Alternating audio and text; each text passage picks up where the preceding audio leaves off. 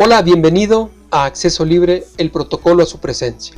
Hoy vamos a tocar un tema muy interesante y es a base de preguntas. Las preguntas son sencillas. Digamos que para poder entender todo esto, ¿yo puedo ser más santo? Es la pregunta que queda en el aire. Para entender y responder esta pregunta, el contexto es que muchos predicadores hoy en día dicen, no, hay que ser más santo, hay que guardar santidad. En los púlpitos siempre se dice eso, hay que guardar santidad para Dios, hay que mantenerse para nuestro Padre, limpios, sin mancha, puros. Bueno, vamos a entender si el contexto está correcto, si la pregunta se puede contestar verazmente o fingidamente. Primero vamos a entender quién eres. ¿Quién eres tú? ¿Me podrías responder? ¿Quién eres? ¿Sabes quién eres? Bueno, antes de que me contestes quién eres, de seguro me vas a decir tu nombre. Pero bueno, vamos a entender algo más. Vamos a hacer dos preguntas bien interesantes. ¿Cómo te presentas delante de Dios? Es la primera. Y la segunda es, ¿cómo Dios te ve?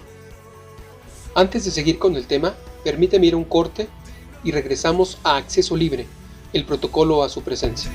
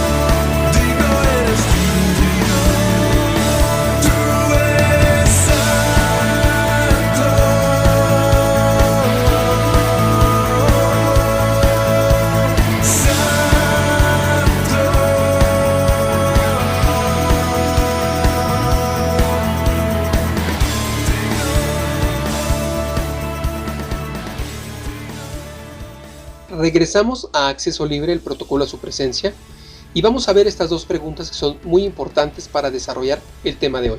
Fíjate bien, qué interesantes preguntas. ¿Cómo te presentas delante de Dios? Y la segunda, ¿cómo Dios te ve? Yo he encontrado 5 formas como nos podemos presentar delante de Dios y una sola de cómo Dios me ve. Pero todo eso, amigo y amiga, tiene que ver con quién eres. ¿Quién eres tú? Con tu identidad. ¿Cómo te presentas delante de Dios? Número 1, puede ser que te presentes como un esclavo. ¿Quién es un esclavo? Bueno, acordémonos del pueblo de Israel.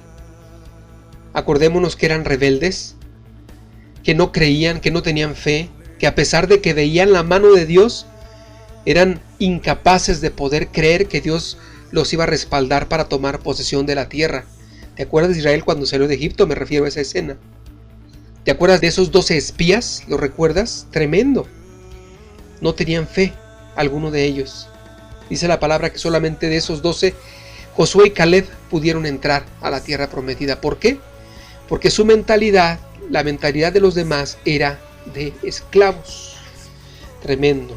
La segunda forma en la que te puedes presentar delante de Dios es como un indigno. Indigno a aquella persona que siempre es víctima, que se siente tan pero tan sucio que cree que no va a recibir ni una bendición de Dios. Se siente indigno, no cree poder tener una bendición de Dios, no cree que se merezca nada bueno, por sus actos tal vez, por sus obras, por sus acciones, tal vez, pero esa es otra de las formas como te presentas delante de Dios. Número 1, esclavo, es más, los voy a ir anotando para que no se me vayan. Número 3, la clásica, pecador.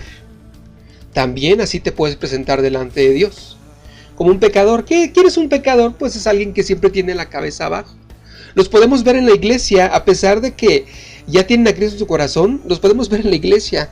Y digo en la iglesia porque es muy obvio y raro, ¿no? Se supone que los pecadores deberían de traerlos y convertirlos en la iglesia, nuevas personas, pero siguen estando allí. Ahora, quizá no sean ya pecadores, pero siguen actuando y presentándose delante de Dios como tales.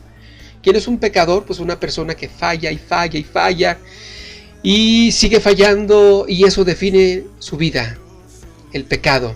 Y no quiere hacerlo, tal vez quiere alejarse de él, pecado, alejarse de esa cosa que hasta le produce asco, pero se mantiene allí. ¿Por qué? Bueno, ahorita vamos a ver por qué, cuáles son estas situaciones. ¿Sabes? No está de más comentarte que todo esto lo vas a encontrar en mi libro, en el libro que Dios me permitió escribir llamado Un Beso de Dios. Aquí están las definiciones de cada una de estas personas: esclavo, indigno, pecador. Vamos a la siguiente. ¿Cuál sería la siguiente? Número 1, esclavo, dijimos. Número 2, indigno. Número 3, pecador. Número 4, y esta es muy conocida, es el siervo. Te puedes presentar delante de Dios como un siervo. ¿Quién es un siervo? Bueno, el siervo es aquella persona que se la pasa, lógicamente, como la palabra lo expresa, sirviendo. No deja de servir, es más, su vida depende del servicio. Si él no está sirviendo, es como si no estuviera en relación con Dios, como si no tuviera comunión con Dios, como si no estuviera vivo. Cuando lo sientan, cuando lo ponen en la banca para que descanse, él se siente que no está vivo, no se siente feliz, se siente desanimado, frustrado, triste, decepcionado. Por eso hay personas, amigo y amiga, que siempre están así, en la posición de servicio, ocupándose por aquí, lavando las sillas, limpiando las mesas, lavando el piso, limpiando el piso, pintando las paredes, preparando todo para el culto, preparando las predicaciones, preparando los sermones, etcétera, etcétera. Gentes que no viven más que para servir. Y así se presentan delante de Dios. Como yo decía hace unos momentos atrás, en Acceso Libre, decía aquel hermano, no el hijo pródigo, el hermano del hijo pródigo que siempre estaba intentando agradar a su papá. ¿Con qué? Con esfuerzo personal. Ahora, fíjate bien, pon mucha atención en todo esto. Ya dijimos 4 formas como nos podemos presentar delante de Dios: esclavo, indigno, pecador y siervo. Y llegamos a la más importante. La más importante. Tú puedes presentarte delante de Dios nada más y nada menos que como hijo o hija amada de Él.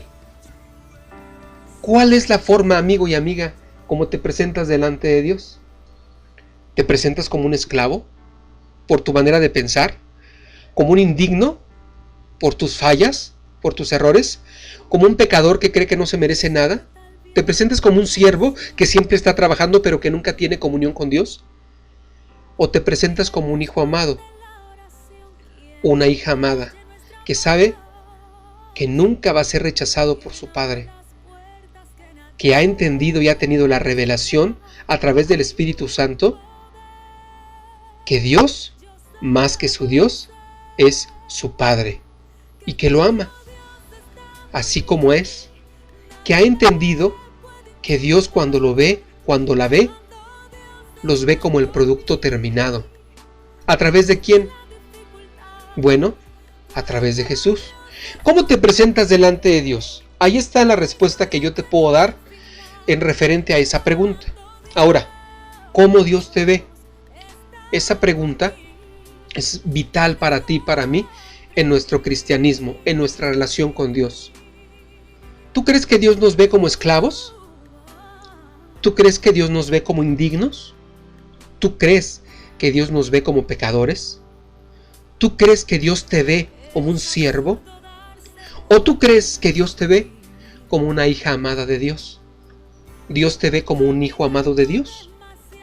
¿Cuál sería tu conclusión, tu respuesta a esa pregunta? Aquí están mis argumentos. Para poder responder correctamente hay que tener los argumentos adecuados para entonces realmente crear fe en nuestras vidas. Recuerda, la fe viene por el oír y el oír la palabra de Dios. Parafraseado quiere decir, la fe viene al escuchar argumentos poderosos de Dios. Dice la palabra de Dios que tú y yo estábamos lejos de Dios. ¿Te acuerdas? Que estábamos separados de Dios, no podíamos acercarnos a Él. Pero al venir Jesús a nuestra vida, al venir Jesús a este mundo, Él vino a hacer ese sacrificio que se necesitaba para que tú y yo pudiéramos tener una vez más comunión con Dios. Antes se realizaba un rito muy importante cada año, que era el día de la expiación, el día de perdón de pecados. El hombre que iba a pedir perdón por pecados llevaba un animal puro, sin mancha, sin arruga, sin ningún defecto.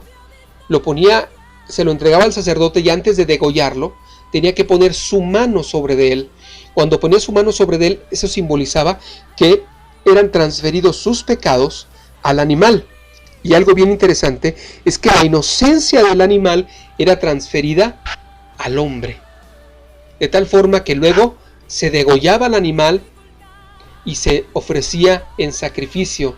Y el sacerdote llevaba al lugar santísimo la sangre para ver si Dios perdonaba el pecado del hombre. Mira, qué interesante es esta historia. Porque cuando tú y yo aceptamos a Jesús en nuestro corazón y decidimos creer en Él por fe, hicimos eso, ese acto, ese sacrificio. ¿Pero de qué manera? Bueno, nosotros pusimos nuestra mano sobre Jesús. Claro que esto es simbólico. Pusimos nuestra mano sobre Jesús, que se representaba ese animal sin defecto. Fueron transferidos nuestros pecados a Él, nuestras culpas, nuestras fallas. Y dice la palabra, como lo decía en el ejemplo anterior, que su inocencia fue transferida hacia nosotros, de tal forma que ahora somos limpios, somos apartados para Dios, que es lo que significa la palabra santo. Fíjate bien qué interesante. Dice la palabra en Hebreos que presentándose una vez y para siempre nos dio acceso libre al trono de la gracia. ¿Esto qué quiere decir? Que ese sacrificio de Jesús valió por nuestros pecados pasados, presentes y futuros. Dice la palabra de Dios, para dar más argumentos sólidos a esto que te estoy diciendo. Dice la palabra de Dios que la sangre de Jesús nos justificó, nos limpió. ¡Wow! Y la palabra más tremenda es nos redimió. ¿Y por qué le digo la palabra más tremenda? Porque la palabra redimir quiere decir pagar el precio por un esclavo que iba condenado a la muerte.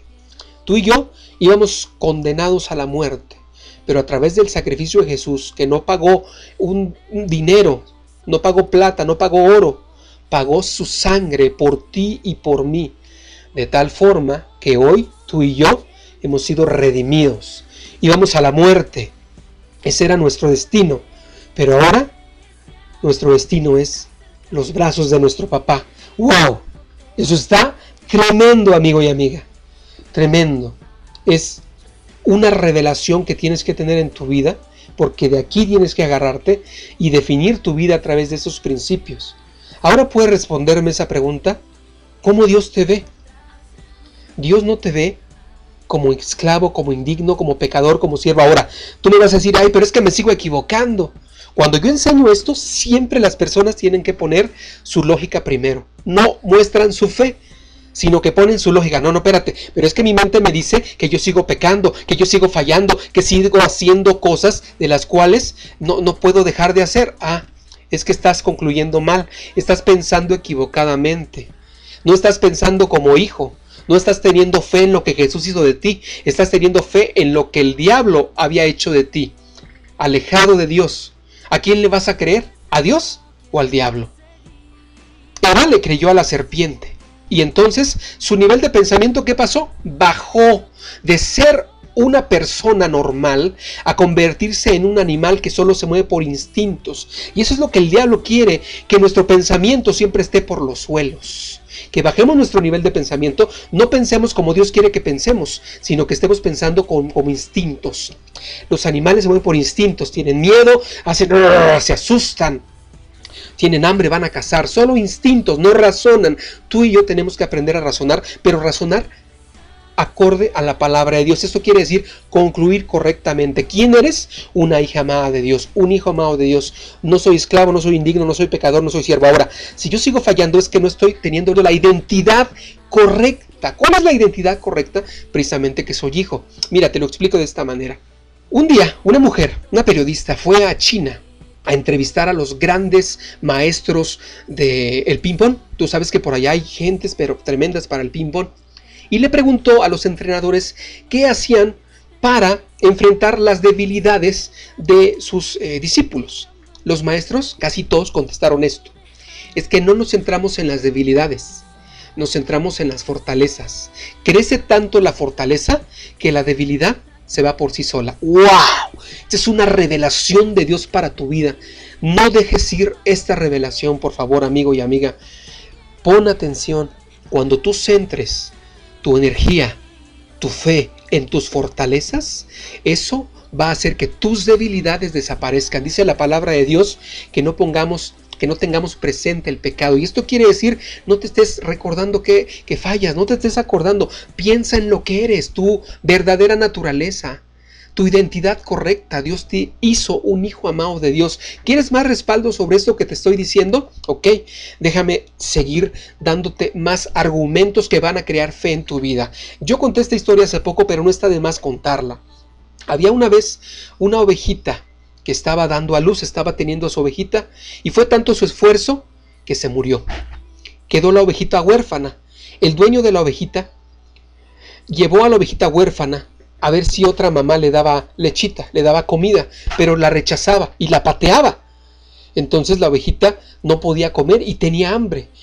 Trató de preparar un biberón, como dicen acá en Sudamérica, un tetero, preparar una mamila, como decimos en México, para la ovejita, pero la ovejita no la deseaba, no la quería tomar. Ella quería sentir el calor de una mamá, y la ovejita parecía que se iba a morir de hambre. Pero a uno de los siervos de este señor, del dueño de la oveja, se le ocurrió que la untaran de la sangre de otra oveja que estaba dando a luz, que estaba teniendo su ovejita. Y eso hicieron, la untaron con esa sangre y la pusieron allí cerquita de la mamá. La ovejita poco a poco se fue acercando y empezó a tomar lechita de esa mamá, que no era la suya. La mamá, cuando la vio, la iba a patear, la iba a despreciar, pero cuando la olió, se detuvo, porque olió su sangre, y entonces no la rechazó, la aceptó, y esa ovejita tuvo a su mamá. Ahora, ¿qué podemos aprender de esta historia, amigo, amiga? Escúchame bien y que el Espíritu Santo te revele esta gran verdad. Tú eras esa ovejita. No tenías mamá, no tenías papá. Habías quedado huérfano. El pecado te había separado de Dios.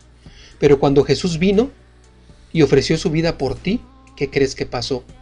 Y tú aceptaste su sacrificio, te arrepentiste de tus fallas, le entregaste tu corazón, ¿qué crees que pasó? Bueno, Él te untó con su sangre, esa sangre limpia, pura, esa sangre que era el sacrificio adecuado para estar bien con Dios.